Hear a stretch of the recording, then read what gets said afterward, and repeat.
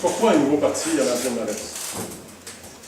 Ben, nous, on pense que c'est le temps d'avoir des nouvelles personnes à la tête de l'Ancien Marais, des gens qui vont avoir un regard neuf, qui seront sans attache avec le passé, qui vont être capables de proposer des nouvelles idées.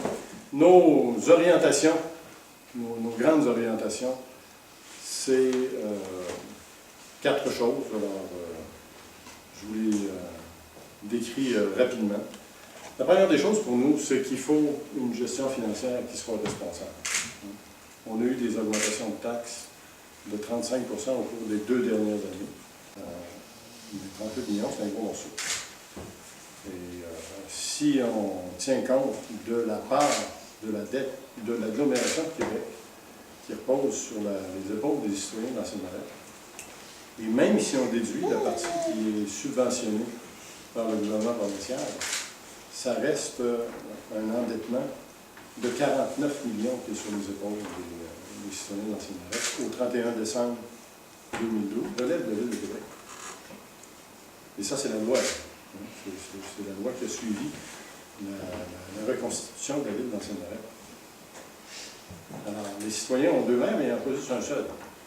Sauf que dans la loi, on a confié à ce maire-là la responsabilité d'aller parler au nom des citoyens d'Ancienne Lorette au conseil de l'agglomération pour défendre leurs intérêts.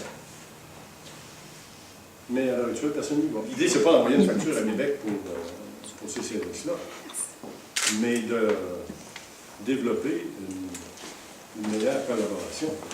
Parce que quand il s'agit d'inscription individuelle à des activités sportives ou loisirs, les citoyens d'Ancienne Lorette qui veulent aller à des activités qui sont juste l'autre bord de la ligne, il faut qu'ils payent 50 % de plus. Alors, 50 % des services des citoyens d'Ancienne Lorette relèvent de la Ville de Québec, dont les cours d'eau.